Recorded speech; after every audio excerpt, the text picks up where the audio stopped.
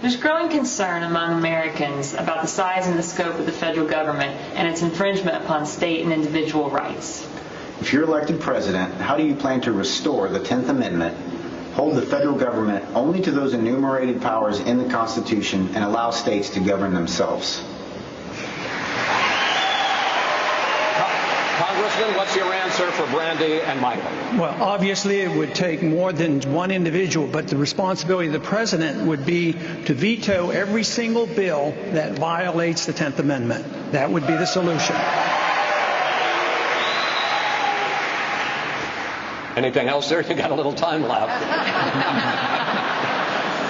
Well, I'll tell you what, that is the subject that is crucial because government is too big in Washington, D.C. It's run away. We have no controls of spending, taxes, regulations, no control in the Federal Reserve printing money. So if we want government, whether it's medical care or whatever, it's proper to do it at the local level as well as our schools. But there is no authority in the Constitution to do so much of what we're doing. There's no authority for them to run our schools, no authority to control our economy, and no authority to control us as individuals on what we do with our personal lives.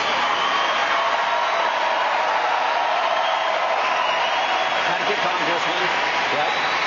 Okay, we got to the full answer there at the end. Congressman Paul. If you care about your children, you'll get the federal government out of the business of educating our kids. In 1980, when the Republican Party ran, part of the platform was to get rid of the Department of Education. By the year 2000, it was eliminated, and we fed on to it. Then we, as Republicans, added No Child Left Behind. So the first thing a president should do is the goal should be set to get the government out completely, but don't enforce this law of No Child Left Behind. It's not going to do any good, and nobody likes it. And there's no value to it. The teachers don't like it, and the students don't like it. But there are other things that the federal government can do, and that is give tax credits for the people who will opt out. We ought to have a right to opt out of the public system if you want.